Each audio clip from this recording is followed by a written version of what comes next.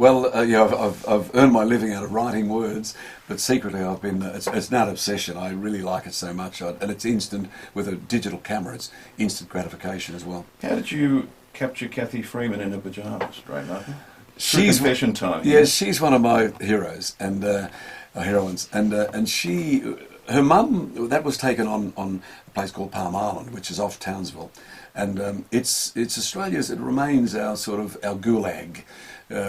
Governments, especially Queensland governments sent Aboriginal people out there for no reason over the years, and they were still doing, well, they still do it really, but they were doing it back in Goff's period, back in the 70s, and Kathy's mum was sent out there with her family for no reason. They hadn't committed any crimes, and we simply just parcel these, like the Tasmanians did with the Aborigines and their offshore islands, and these people who were never meant to be together from different communities around Queensland were put together to live together. And Kathy's mum, thankfully, was an independent woman, and she kicked up a fuss there, and the authorities kicked her off the island, and she ended up going to the mainland, and that's where Kathy was born. But Kathy still has this identification with Palm Island, and there are lots and lots of young people there who don't get to school and don't get to high school because they're stuck on Palm Island. So Kathy's raising money for girls to go on the mainland and go to high school, to private schools, which is fantastic. Kathy was there with myself and Angry Anderson and a few others. There was a concert on. I didn't sing, Dennis, so you can calm on that. You've got a beautiful voice. I sat alongside Dennis once at a grand final, and we had to sing the national anthem, and I was alongside Dennis in the box, and I suddenly shut up, and I mimed, because you get your voice alongside mine. No, your voice has got a uniqueness to it. But I can't sing. Anyway, we were there with Kathy, and she had gone out to raise some money for the island, and I got her to sign some photographs that we'd taken of Palm Island, which is very beautiful. And there she was. There's a tiny little motel, and she and her manager, who was a woman, had one room, and myself and a cameraman had the other. And there was a double bed and a single ratty single bed in each of the rooms. And I tossed a coin, and I got the ratty single bed, and my cameraman got the good bed. Kathy won the toss in her room, and she had the good one.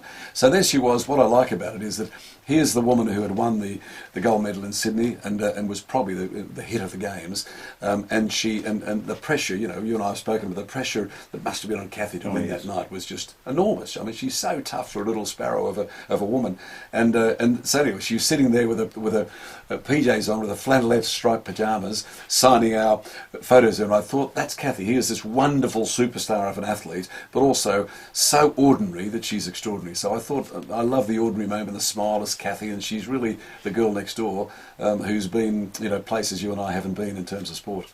96900 693. You're happy to take calls? I'll love to take them, yes. If you want to have a chat with Ray Martin, 96900 693. You watched Professor Fred Hollow's work so many times, the cataract operations. What was that like? It is one of the miracles of life. Fred used to say, Fred was the most profane saint I ever came across. He used to swear like a wharfie, and he used to say, after I saw him do an operation there with a cataract blind person who could suddenly see 10 minutes in his special operation technique, this lady could see. And he said, he put his hand up and he'd say how many fingers he'd have, and she'd say 5. And then he'd say, how many fingers? She'd say 2. We had 2. And he'd smile bigger than the lady, and he'd say, this is too effing good to be paid for this, Martin. This is so, and that's what he felt about it. And he realised it was a miracle. And everybody, he died 20 years ago, but there are 5 million people in the world today who can see, who are cataract blind, could see because of Fred, because the doctors have been trained to the technique. So he was probably, the 10,000 interviews plus that I've done over the years, I think he was the most remarkable man I ever met.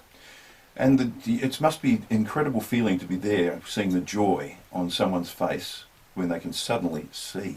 Dennis, it is, I mean, that's what he said, it's so good that you shouldn't be paid for it, and it is the miracle for television point of view. Most things you do on television, if someone's got cancer, if someone's got a broken leg, you come back in 3 or 6 or months or years before they're actually better.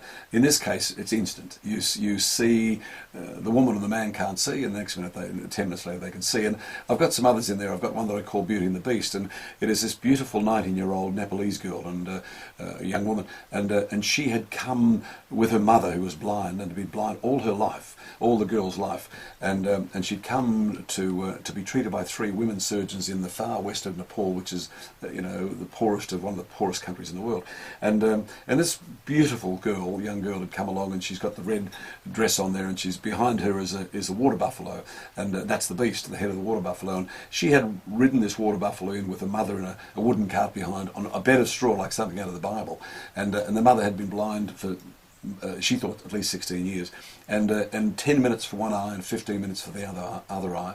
She could see again. She could see her 4 children, 3 beautiful daughters, and a very handsome husband, all farmers and poor as the proverbial. And we went back with her and the family back to their farm, and she was within our culture, we would probably, erupt, and we'd cuddle and we'd scream and carry on because this miracle had happened. And I said to the lady, "What do you think?" And she said, about a daughter, she said, "They're very beautiful." That was all. But she clearly, no one could believe the miracle. So that was Fred, and I really had to tell the story.